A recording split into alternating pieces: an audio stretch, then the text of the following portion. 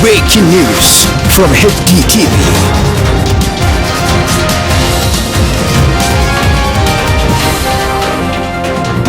Kallo barkanmu da warhaka, barkanmu da sake saduwa a wannan tasha namu mai albarka wato HD Press Hausa.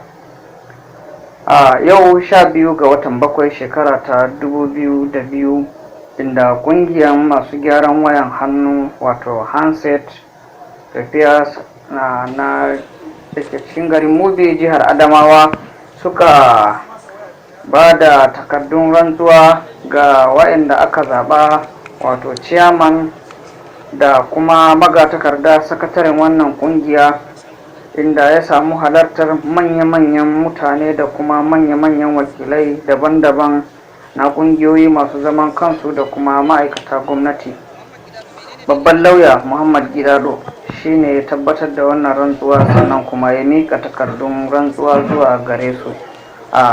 Ga yadda abin ya yi wakana daga manya-manyan wakilan HD Press Hausa wa'anda suka samu halartar wannan wajen. A sha kallo lafiya. Yana da kyau haka, in an rike ta da muhimmanci za a ji daɗin sa. Kuma kungiya yana son jajircewa, in ba jajircewa kungiya ba zai zauna ba. Kuma abin da nake so da ku makarantai da Allah, yadda kuka haɗa kai kuka kafa ciyama kuka yi zaɓe, haka za ku bashi goyon baya, ku haɗu zuwa abin da ya kamata a yi. In ya ba da shawara a yi a ɗauka yi. In an ce taro ne to a haɗa kai gaba ɗaya zuwa yi taro, don ba san me zai faɗa muka wajen taro ba wanda zai amfani ku. To kuma dole ne a jajirce. Kuma chairman kai za ka yi hakuri, kana da nauyi a kanka, da kai da sakataren ka kana da nauyi. Dole kuma kai ka ɗauki nauyin nan kace za ka iya, kuma Allah ya taimake ka. Allahumma Alhaji Sanin sai jari mu. Sunanka da kuma inda kake jagoranta? Sunana Umar Adamu, ina jagorantar kasuwa na waya na Mubi Shopping Complex da ke hanyar Lakwa a Asura. To ba tare da bata lokaci ba, abin da ya tsara mu a nan shi ne mun zo ne mu halaru don mu rantsar da chairman da sakataren chairman. As chairman, As secretary. do solemnly affirm. Do solemnly affirm. Do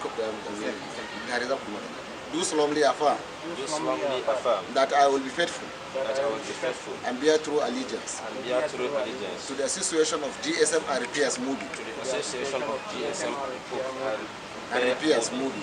I will discharge I will discharge my duties my duties to the best of my ability, to the best of my ability, faithfully faithfully, and in accordance in accordance with the provisions with the provisions of the Constitution of the Constitution and the law, and the law, and always and always in the interest in the interest and integrity, solidarity, advancement, and well-being and well-being of the Association of GSM and Repairs Mubi. of the Association of GSM and Repair Movie. I will further strive, I will further try, I will further strive, I will further strive, pursue, pursue, enhance enhance the image of the Association of GSM and Repairs Mubi. the image of the Association of GSM and Repairs Movie. And I will not allow my personal interest And I will not allow my personal interest to conflict to conflict or influence or influence with my official duties with my official duties while in office. while in office. So help me So God. help me God. That was Allah saka da alkhairi barista Gidado Ladde, mun gode. Is the oath of allegiance. Oath of allegiance. Akwai kuma oath of allegiance Na sadaukarwa na bada da za su sadaukar da kansu. na sadaukarwa za su ba da kansu. Yawwa to shi. I, Sani Saad Sarki, As chairman, As secretary. do solemnly affirm. do solemnly affirm Do solemnly affirm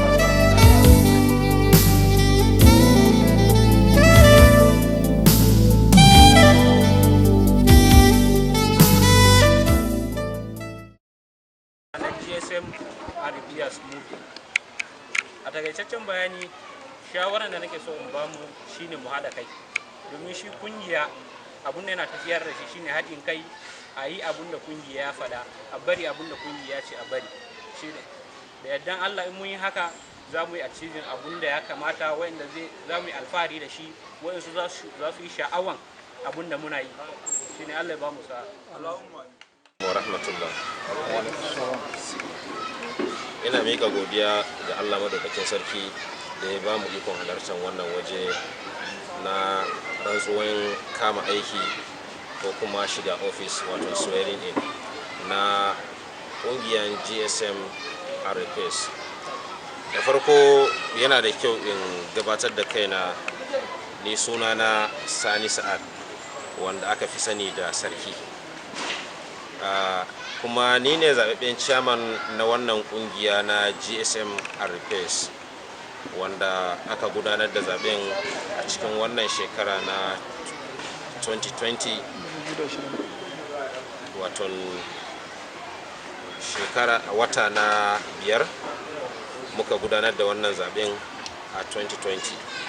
Zan kama aiki kuma daga yau 12 ga watan 7 2020, wato shine 2020.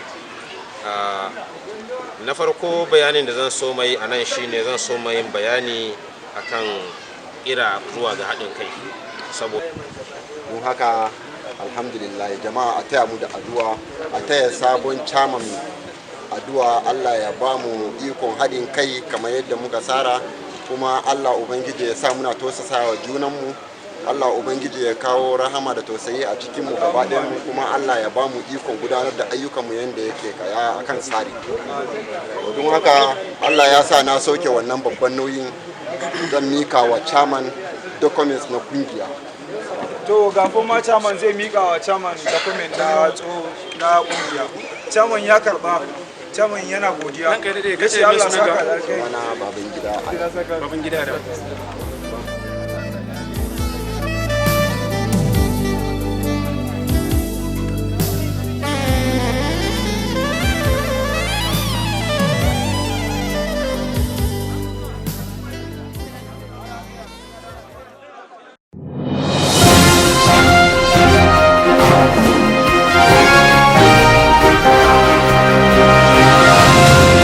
Breaking news from HDTV.